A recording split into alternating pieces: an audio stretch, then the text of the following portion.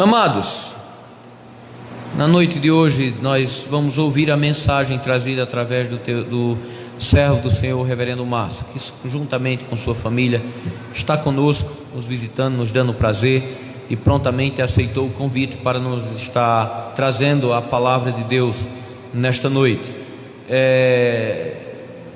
O nosso reverendo Márcio e sua família dispensa apresentações, né? Tenho certeza que os irmãos o conhecem muito há mais tempo e bem melhor do que eu, por isso dispensa apresentações. Reverendo Márcio, irmão, esteja à vontade. Deus o use poderosamente para o louvor da sua glória e a edificação da sua igreja. Deus te abençoe. Queridos, a graça e a paz do Senhor Jesus. Bom estarmos mais uma vez juntos, celebrando, exaltando, exultando o Deus de Abraão, Isaque e Jacó. E todas as vezes que nós lemos no livro de Atos dos Apóstolos, nós encontramos o apóstolo Paulo com toda a convicção do seu coração, como um grande servo do Senhor que estava constantemente plantando igrejas. Ele tinha um prazer imenso de estar junto com as igrejas que ele havia plantado. E ali há uma das cartas, quando ele escreve juntamente com Lucas, escreve uma das passagens quando ele se achega até a igreja em Éfeso e pede para que os presbíteros fossem ao seu encontro, para que ele tivesse o prazer de comer o pão, de quebrar o pão, de ter o pão ali juntamente com os presbíteros, com os amados irmãos daquela igreja. Então constantemente Paulo tinha um prazer muito grande de compartilhar a palavra com a igreja. E assim também sou eu, né? Diferente, muito longe, distante, anos-luz também do apóstolo Paulo, mas sempre que temos a oportunidade de compartilharmos a palavra com a igreja presbiteriana aqui em Paramirim, a igreja presbiteriana também ali em Guanambi, nós não perdemos a oportunidade de revermos amigos, colegas, e assim nós temos essa grande alegria de nos aproximarmos juntos como um só corpo, como uma só família. Eu quero convidá-los para nós abrirmos as nossas Bíblias no livro de Atos dos Apóstolos, capítulo de número 8. Atos capítulo 8.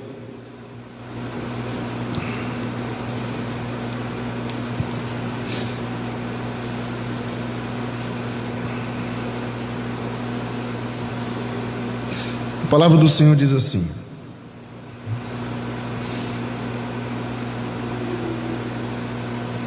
capítulo 8, dos versos de número 1 ao 3, apenas esses três versos, diz assim: Saulo consentia na sua morte.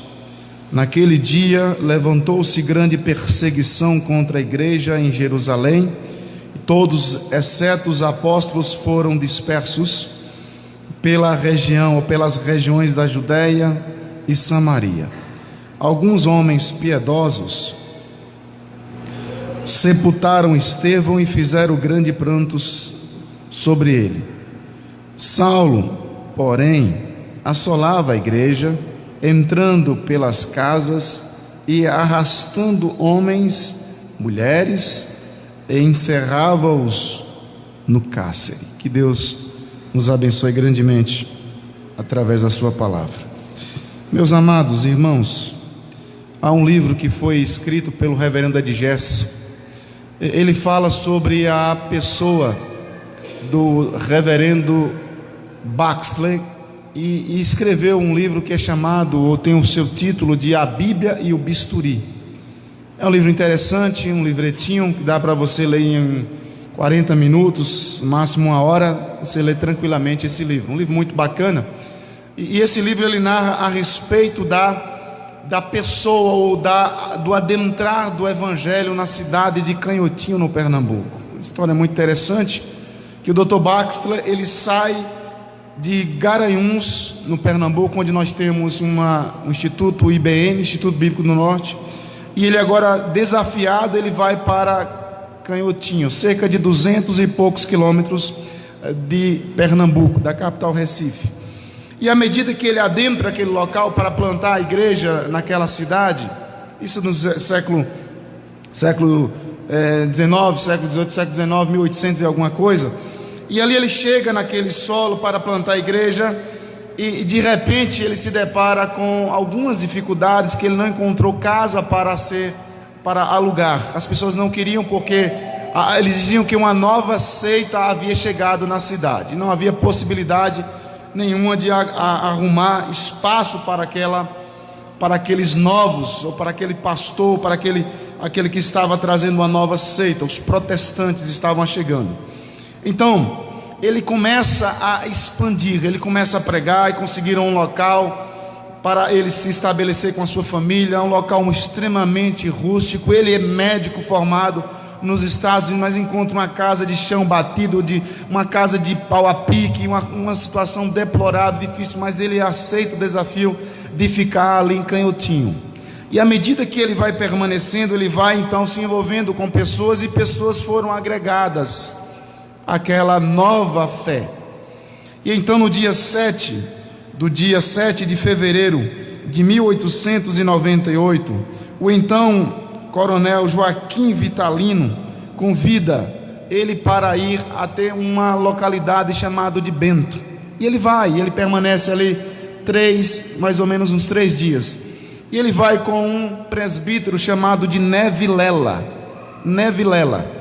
E eles permanecem ali, e ele fala da grandeza, ele fala das ações de Deus na história, de uma maneira muito poderosa.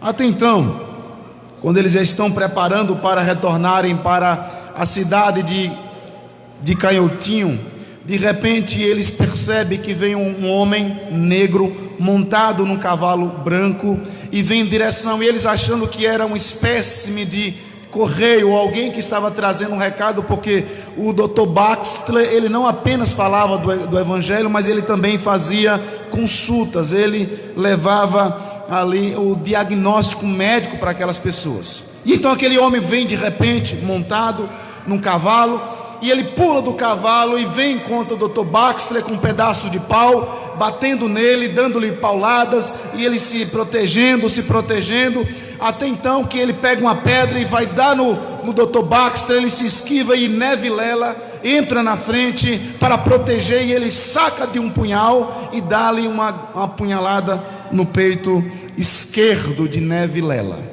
Nevilela cai ao chão. Aquele homem chamado então de negro velho, não sabendo o que fazer, sem reação, se ele continuava aquela empreitada que havia sido comissionado pelo então padre Joaquim Alfredo, que era então daquela comarca do Pernambuco, que havia encomendado a morte de Dr. Baxter, do reverendo Dr. Baxter. E então ele ajoelha diante daquele seu presbítero, que está agora alvejado por aquele golpe mortal, e ele então levanta uma voz ao negro, aquele homem negro velho, e diz: mata-me também, satisfaz tua sede de sangue. Não sou melhor do que meu irmão Nevilela, que tu matastes. Menos de 5 minutos, Nevilela se expira, morre naquela localidade. Nós temos o primeiro mártir da IPB em solo pernambucano. A morte de Nevilela resultou na conversão de muitas pessoas, porque no dia 7 de fevereiro de 1898 expira o último suspiro de Nevilela, é dado. Passado alguns meses, no dia 26 de julho do mesmo ano, o Dr. Baxter batiza 34 pessoas naquela localidade, ou naquela cidade, porque ouviram a história da morte de Nevilela. Ali existe naquela igreja uma lápide de mármore com os dizeres: em memória de Nevilela, assassinado por causa do evangelho. Assassinado por causa do evangelho. Não devemos orar para que a perseguição pare. É uma fala de um irmão. Nós não podemos orar para que a perseguição pare. Não devemos orar dessa forma, mas devemos orar pedindo a Deus que venha a nos dar umas costas mais fortes para suportarmos a perseguição. A grande pergunta que eu quero deixar para nós é: em que a igreja brasileira está sendo perseguida? Quando olhamos para a igreja presbiteriana aqui em Paramirim, a igreja presbiteriana em Utinga, as igrejas do presbitério Vale do São Francisco, onde elas têm sido alvejadas? De que forma?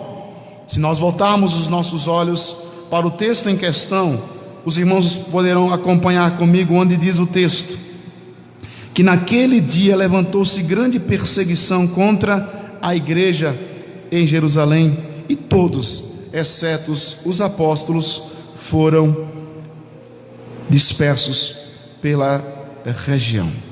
Nós vemos uma igreja que está no seu nascimento, uma igreja que agora está tomando corpo. Ela sai de 12 para 120 e de repente ela alcança o número de 3.000, mas ela está uma igreja extremamente acomodada. Ela está na sua zona de conforto. Ela não quer sair das suas quatro paredes. Mas nós vemos uma igreja que, de Atos, ou pelo menos Lucas, quando ele, após ter o primeiro contato com o seu primeiro volume, o Evangelho de Lucas, e então ele agora se depara com a grande necessidade de mostrar também para Teófilo o crescimento que houve, como deu à igreja continuação à obra inacabada de Cristo Jesus. Jesus inicia uma obra, Jesus inicia algo. Jesus é a luz do mundo, mas Ele deixa os seus luzeiros aqui na terra para que vocês e eu, nós possamos dar continuidade à obra de Cristo. Mas a igreja está agora trancafiada, enclausurada, encastelada ali em Jerusalém.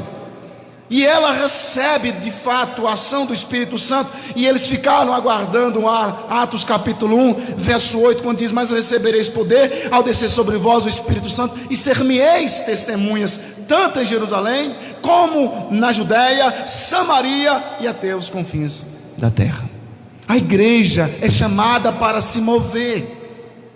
A igreja não pode ficar estagnada. E quando falo igreja, não me refiro às paredes, não me refiro ao edifício. Nós estamos referindo, me refiro às pessoas. Precisamos nos mover. Então nós olhamos para o texto de Atos dos Apóstolos, do apóstolo, nós percebemos uma obra inacabada. A obra que Cristo começou. E você pode perguntar: houve uma obra inacabada de Cristo? Houve. Cristo inicia a igreja. Nós estamos fazendo igreja, nós estamos construindo igreja, e até a volta de Cristo nós não deixaremos de construir, de edificar a igreja de Cristo Jesus. E nós somos responsáveis. Eu sou responsável por essa geração, vocês são responsáveis. Nós temos que edificar, porque nós somos igreja e estamos fazendo igreja para Cristo Jesus.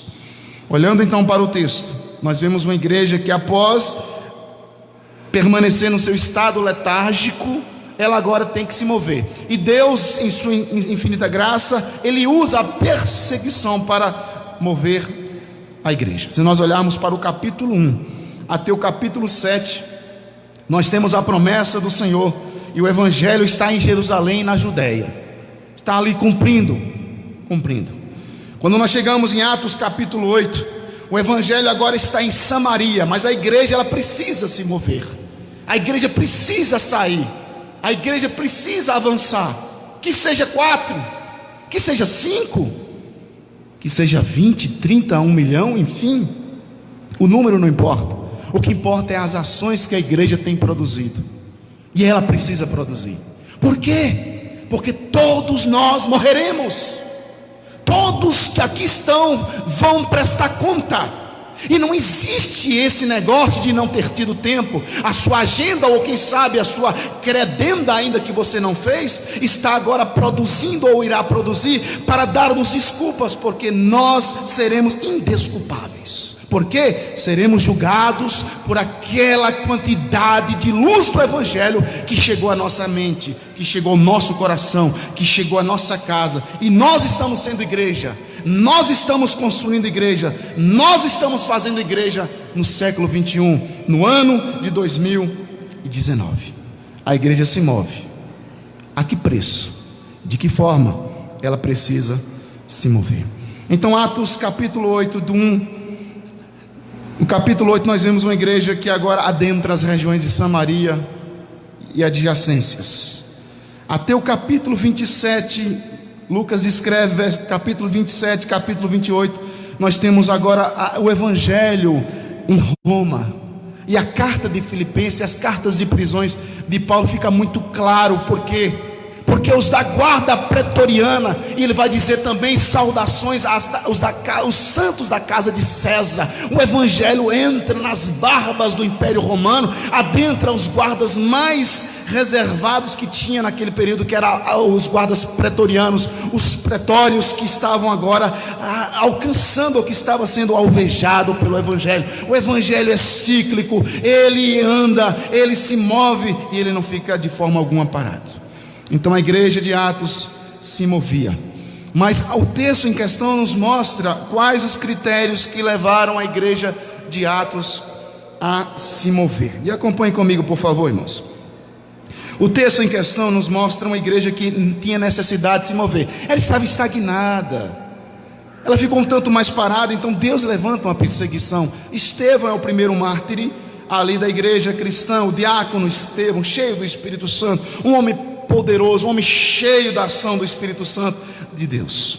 Mas a igreja, então, ela começa a se mover. Então acompanhe comigo, quais essas características que levam a igreja, quais foram os critérios que Deus usou para levar a igreja de Atos a se mover. Verso 1 do capítulo em questão nos mostra o seguinte: naquele tempo, Saulo consentia com sua morte. Naquele dia levantou-se grande perseguição contra a igreja. Em Jerusalém, todos, exceto os apóstolos, foram dispersos pela região da Judeia. A primeira ação, o primeiro critério que o próprio Deus vai usar para mover a igreja são ataques. Deus permite que a igreja sofra ataques para mostrar qual tem sido o alicerce que a igreja está construída, sobre a pedra angular ou sobre a areia. E as cartas do Apocalipse é muito clara para nós. Quando Cristo paulatinamente ele passa a dar exortações, mas também ele fala sobre as qualidades daquelas igrejas. Mas quando ele chega na igreja de Laodiceia, ele não tem nada para elogiar, ele não tem muito o que falar, porque a igreja ela não estava cumprindo o seu papel.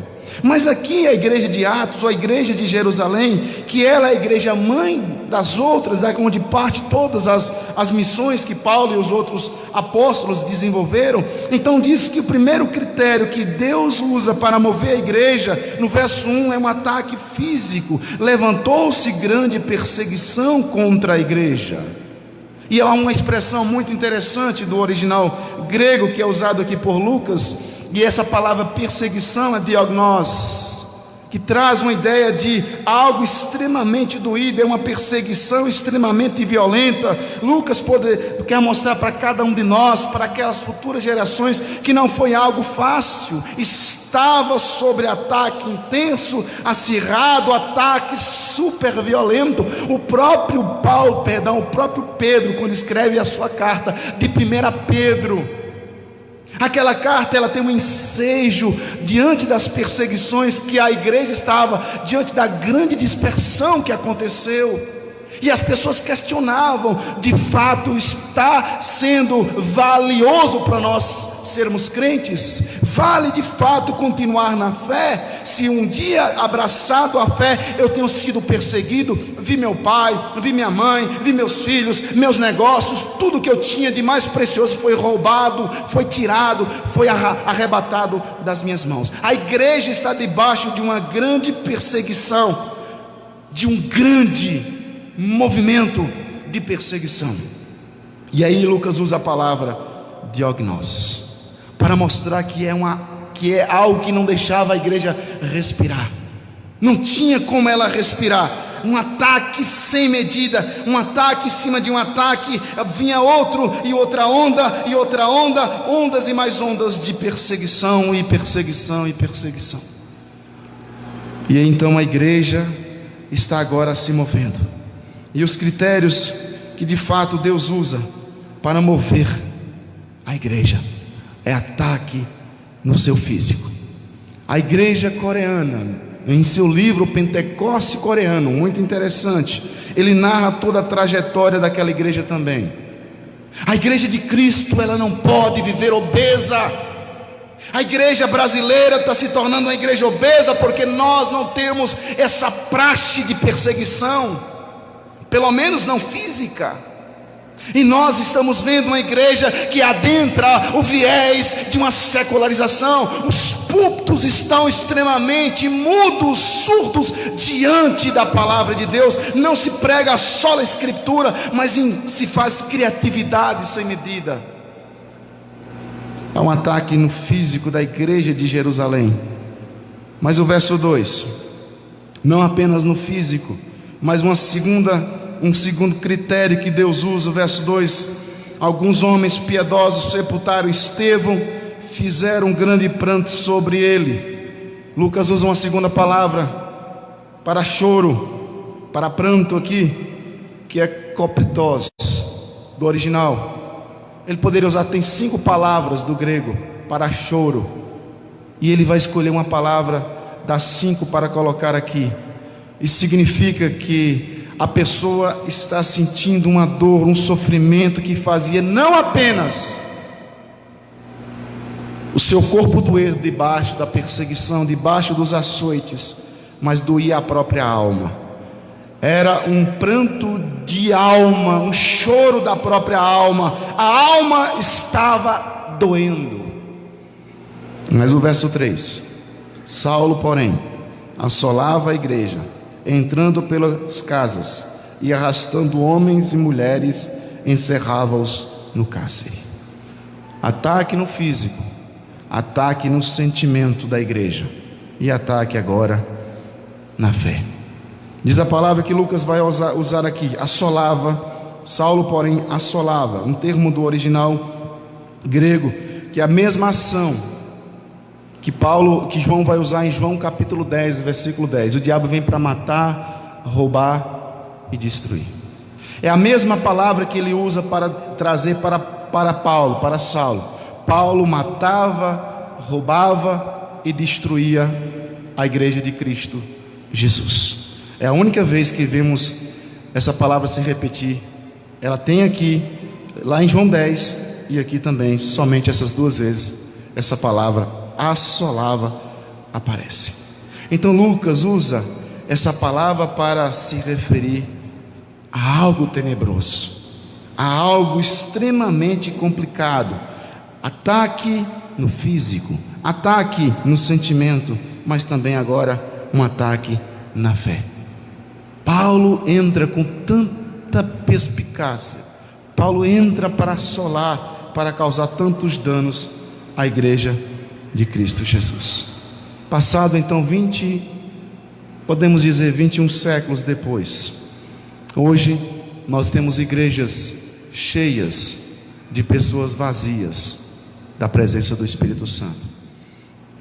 Nós estamos caminhando cada vez mais para a apostasia. Falo sempre isso lá na igreja de Utinga, sobre a responsabilidade de continuar na perseverança dos santos. Esses ataques, eles não cessaram. A igreja brasileira está debaixo de ataque. A igreja presbiteriana de Utinga, a igreja presbiteriana de Paramirim, a igreja presbiteriana do Presbitério Vale de São Francisco, do Sino Chapada, do Sino do Oeste da Bahia, estão debaixo de perseguições severas, acirradas, veladas. Se nós olharmos o século 21, quais os ataques que têm se levantado contra a igreja de Cristo Jesus? Nós temos os ataques no físico da igreja também. Nós temos os mesmos ataques. Nós temos um ataque extremamente velado no físico da igreja.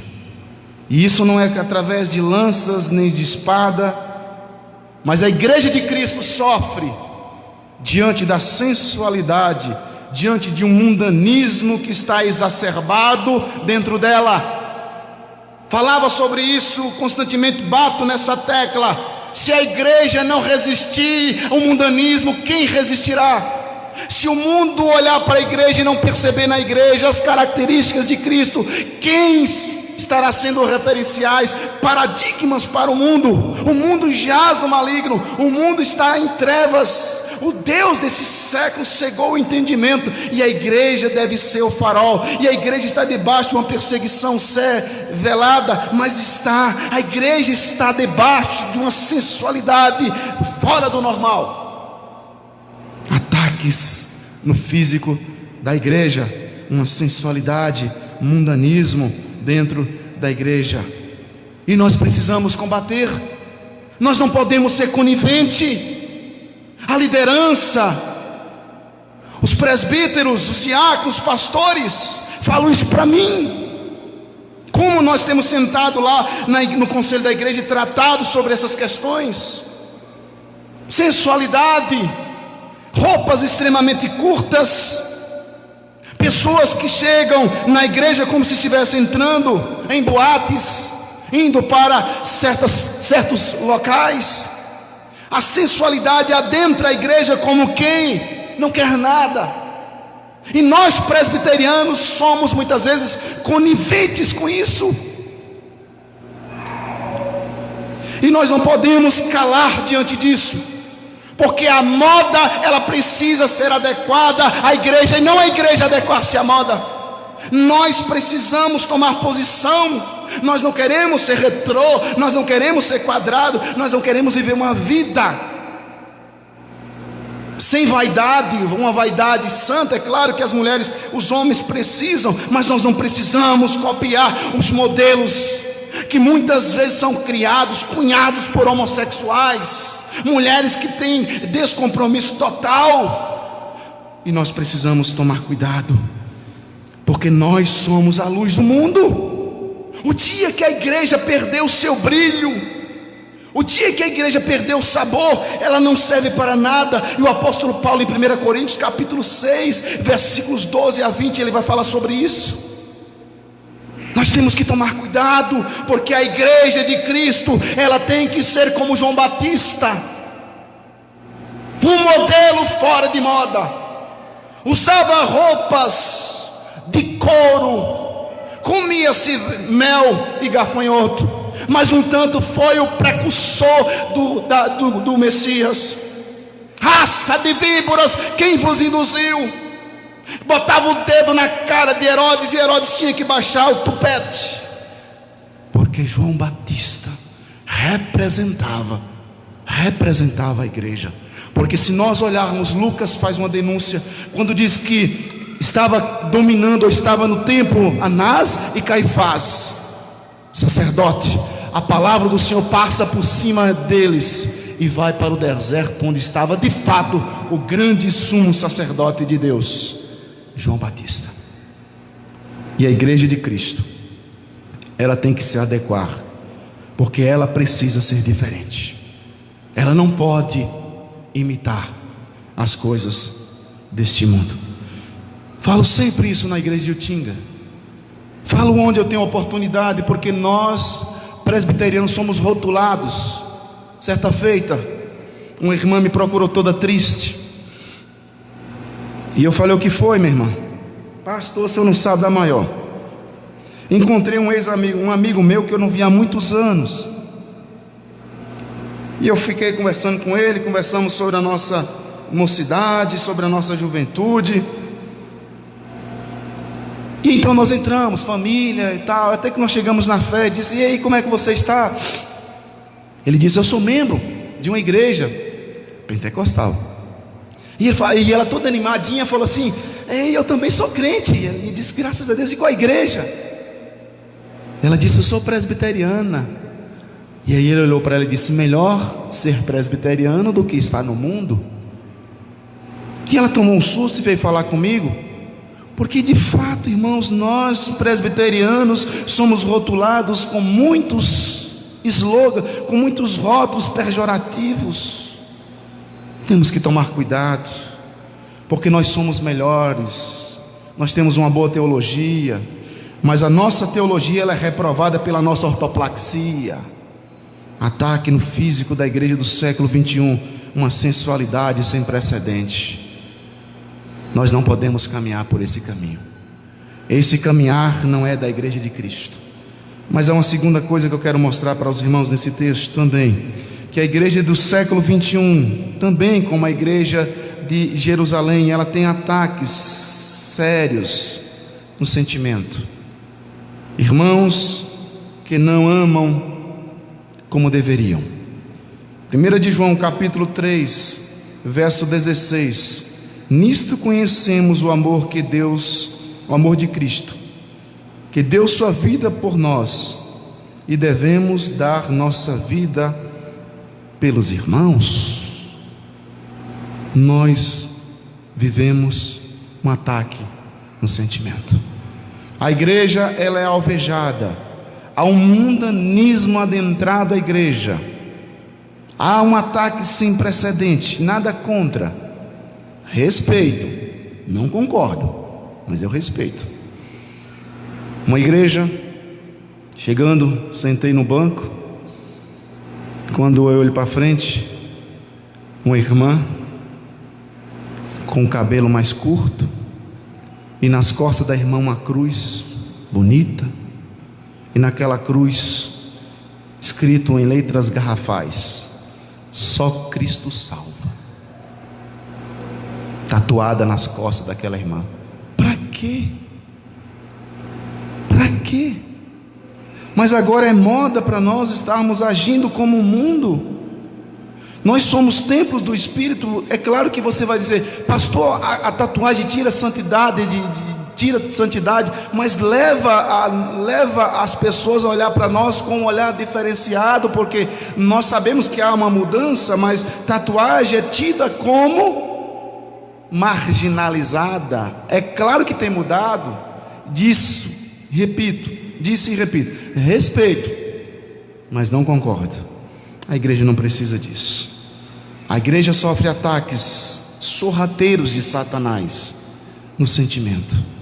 Irmãos que congregam debaixo do mesmo teto, ouvem os mesmos sermões, que cantam os mesmos cânticos, mas no entanto não sabem o que é amar, porque amar não é verbalizado, o amar é prático.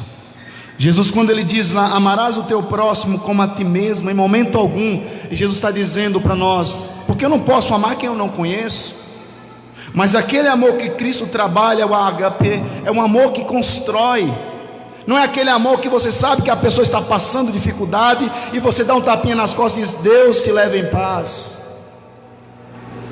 Aí, falando sobre marxismo cultural no congresso da semana passada, um jovem veio me procurar: mas culpado de tudo isso, pastor, é a igreja que não faz o papel social que deveria fazer, e é por isso que o socialismo é interessante. Eu falei: quem falou que a igreja não faz? Quem falou que a igreja não está fazendo ação social? Você está muito mal informado. A igreja faz ação social sim, ela não faz em grande escala, porque ela não tem o dinheiro para isso, mas a igreja distribui cestas. Falei com ele: a igreja constrói casas. Lá nós construímos a casa para uma senhora. A igreja ela distribui kits para bebês, mulheres grávidas. A igreja ela oferta dinheiro para a pessoa conquistar, ou para fazer viagem de tratamento. Quantas não foram as vezes que nós fizemos isso na igreja de Utinga? Pessoas procuramos saber quem é a pessoa, membros da igreja ou não, nós ajudamos, a igreja faz. Mas quando nós olhamos mais de perto, a igreja falha no quesito de comunhão. E nós precisamos entender que nós iremos para o mesmo céu. E Satanás semeia esses ataques no sentimento das pessoas, nos corações da irmandade, no coração dos irmãos, e fica-se então preso aos estigmas, fica preso às amarguras, aos ódios. E Satanás triunfa de maneira potentoso, rindo da igreja, rindo dos irmãos, da fé em Cristo Jesus. Mas por fim, meus irmãos, ataque sempre vai haver, sempre existirá contra a igreja. Há um ataque sem precedente também no físico, a sensualidade, no sentimento. Nós temos visto falta do amor entre muitos, mas há uma terceira, um ataque também na fé. Tem assolado a igreja. As falsas doutrinas têm vindo como um rolo compressor sobre a igreja de Cristo. Se nós olharmos mais à frente um pouquinho, Atos capítulo de 17, versículo de número 11, diz a palavra do Senhor. Os irmãos conhecem o texto muito bem. Fala sobre: ora, estes de Bereia eram mais nobres que os de Tessalônica, pois receberam a palavra com toda a avidez, examinando as escrituras todos os dias para ver se as coisas eram de fato assim. Ataques, ataques e ataques. Nós, como igreja de Cristo, nós temos vivenciado uma igreja que está sofrendo. E se nós não mudarmos o nosso comportamento, outro dia eu estava vendo uma estatística que as igrejas, muitas igrejas, em sua maioria, elas não chegarão a 50 anos. Isso é triste. 50 anos as igrejas vão fechar. Muitas igrejas irão fechar, ou uma boa porcentagem das igrejas brasileiras, elas vão fechar. Igrejas históricas. Por quê? Porque nós não estamos preparando a igreja para o futuro. A igreja está sendo solapada, ela está sendo de uma maneira muito grande tomada sorrateiramente, como o fermento que age no bolo de maneira silenciosa, a igreja. Outro dia, um jovem compartilhando sobre a sua ida para uma dessas igrejas, terminou o culto da mocidade, e então ele foi convidado para ir para uma choperia, e ele tomou um susto. Mas como? Não, porque aqui nós temos a prática de irmos para uma choperia, depois do culto nós vamos tomar um chopp. Tomamos um chopp. Aí eu pergunto para os irmãos: que igreja nós vamos deixar? Nós recebemos uma igreja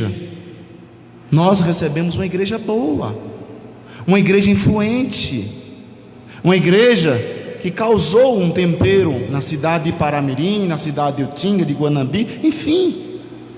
Essa geração está morrendo, e nós não estamos tão preocupados com a igreja do amanhã, porque a igreja, ela tem que ser itinerante. Ela sofre a perseguição, mas ela não pode se deixar vencer. Ela sofre os ataques, mas ela se move. Nós vimos a história, a grande história da igreja presbiteriana ali em Canhotinho, com Nevilela. Sofreu um golpe de um punhal e morreu assassinado por causa do evangelho. E eu trago isso para nós. Quantos de nós estamos dispostos a morrerem por causa do evangelho? Hoje, se entrar uma pessoa nessa igreja, como acontecem muitos desses loucos que saem com as armas por aí afora e colocam a arma e dizem: morra, ou você nega Cristo ou você morre. Quantos de nós teremos possibilidade de fazermos esta afirmação? Morro feliz, mas não nego Cristo. E de repente pode até falar que não nega Cristo pelas suas palavras, mas tem negado Cristo todas as 24 horas do dia, com os atos, com as atitudes, com a maneira de ser. Nós vamos morrer, todos que aqui estão, nós vamos morrer, mas a grande alegria da nossa caminhada é saber que todos nós compareceremos diante do grande tribunal. Apocalipse, por favor. E eu concluo aqui. Apocalipse, capítulo de número 19.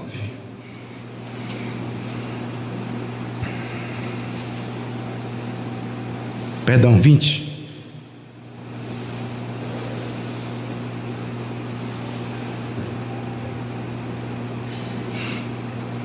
20, verso 11.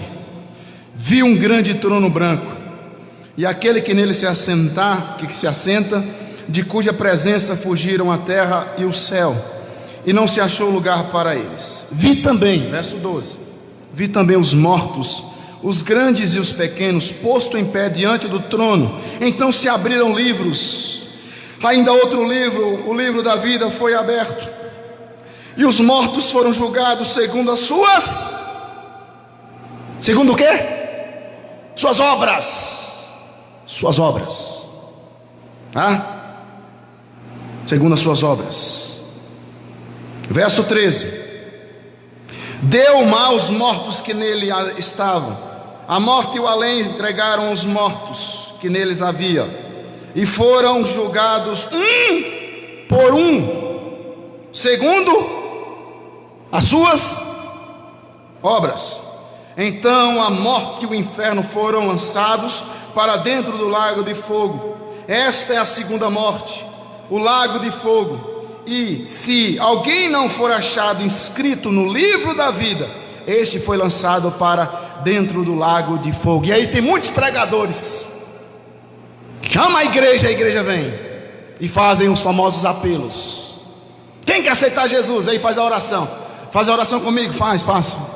Senhor, escreva, meu nome, no livro da vida. Mas esse livro, ele foi escrito antes da fundação do mundo. Deus já tem os seus eleitos.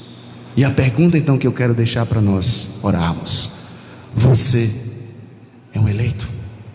Você tem caminhado na perseverança dos santos? Porque o propósito da igreja na sociedade é de influenciar essa sociedade materialista e secularizada. Irmãos, eu falo isso com temor e tremor no meu coração. Uma sociedade secularizada, uma sociedade materialista, uma sociedade que perderam todos os seus referenciais. Entrei no mercado, falo isso com temor e tremor no meu coração, Deus sabe.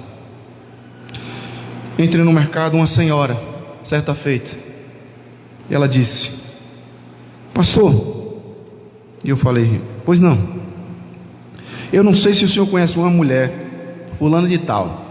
Eu falei: não conheço, mas ela me disse que o senhor estava passando de moto e ela lhe viu, e ela estava tendo um problema sério com o filho dela.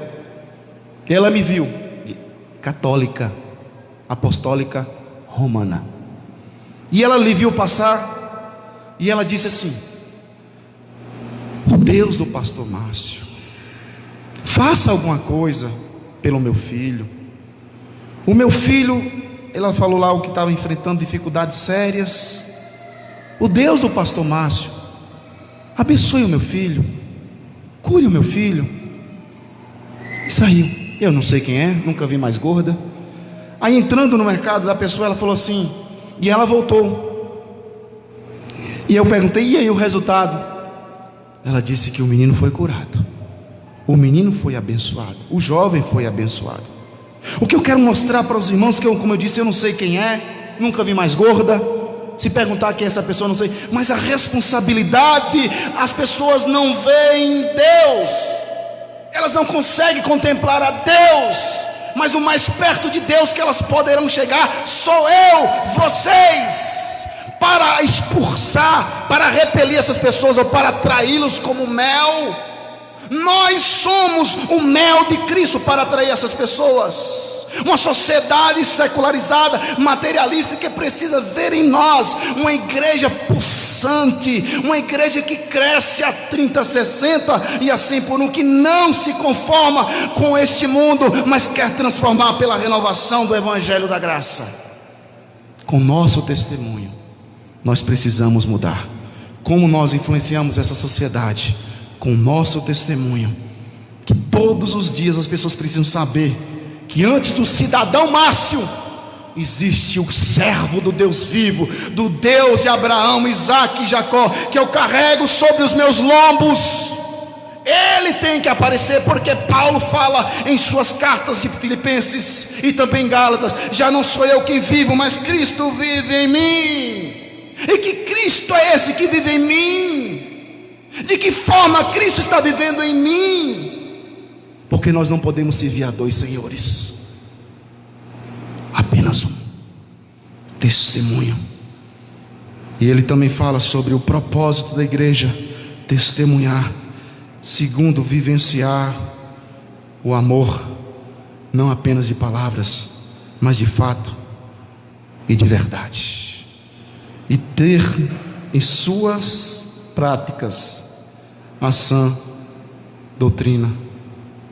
Viver a doutrina na mente, no coração e nas mãos. Porque Cristo não pode, muitas vezes, Cristo é onipresente, é claro, mas Cristo deixou a sua igreja. Nós somos responsáveis para continuar a obra inacabada de Cristo, chamada igreja. Neve Lela cumpriu o seu papel, Dr. Baxter cumpriu o seu papel, e tantos outros que poderia aqui eu citar nessa noite, mas me detenho apenas esses dois nomes, porque foi em solo pernambucano. Tivemos muitos mártires em solo baiano, e nós estamos dispostos a morrer por esse evangelho. Precisamos tomar cuidado. Não podemos brincar de ser crente, porque Satanás não brinca de ser Satanás. Nós somos igreja e precisamos vivenciar igreja, ser igreja, pregar a igreja, edificar a igreja, continuar sendo igreja, sem desanimar até a volta dele, porque ele, por ele e para ele são todas as coisas. A ele, pois, a glória eternamente. Amém. Vamos orar. Feche seus olhos. Soberano Deus e Pai, Tu que conheces o coração, Deus amado, de cada um de nós, o meu, sabe como eu sou falho, Pai, enquanto eu preciso, mas eu tenho me empenhado, não pelos meus méritos, pelos méritos do Espírito Santo da graça. O Senhor nos chamou das trevas para nós sermos luz, intensa luz, brilhante luz, a sermos direcionadores de caminho, Pai. Pedi, ó Deus, que as pessoas olhem para nós, porque olhando para nós elas verão Jesus Cristo. Essa é a nossa responsabilidade nessa geração. Somos a Tua igreja, Pai, e queremos edificar a igreja, queremos continuar sendo igreja e construir a Tua igreja no século 21. Abençoe essa igreja, meu Pai, abençoe o conselho desta igreja, abençoe os membros dessa igreja, meu Deus. Meu Pai, levante nessa igreja, Pai Santo, um desejo contínuo de santificação. Traga no coração dos membros dessa igreja, Pai amado, um despertamento espiritual, Pai Santo, para olhar para essa sociedade e perceber que os campos estão brancos, os ceifeiros são poucos. Levante nela, ó Deus, em cada membro dessa igreja o desejo de salvar, porque nós somos igreja para salvar aqueles que estão perdidos, nesse mundo de pecado. Nos ajuda, Pai. Abençoe a vida do reverendo Josemar, Senhor Deus amado, sua família, que os teus anjos estejam acampados em torno dele, ó Deus, dando a eles, os presbíteros dessa igreja, dando a eles e seus familiares todo o cuidado, Pai Santo. Pai Santo, coloque as tuas mãos sobre eles, mãos que curam, mãos que saram, mas também mãos que disciplinam se for do teu querer, porque o Senhor disciplina tanto quanto o Senhor ama, Pai amado. Comece pela liderança dessa igreja, todo o amor, ó Deus amado, todo o zelo e toda a disciplina, porque como a palavra do Senhor bem nos ensina, Senhor, em Salmo 133, ó quão bom e agradável ver unidos irmãos, é como óleo precioso que desce da cabeça e as barbas. Abençoe a liderança, os cabeças dessa igreja, Pai Santo, com toda maestria, com toda sabedoria, com toda a ousadia santa, para serem referenciais nessa sociedade. Eu oro peço por cada membro, em nome do Senhor Jesus. Amém. Deus abençoe, irmãos.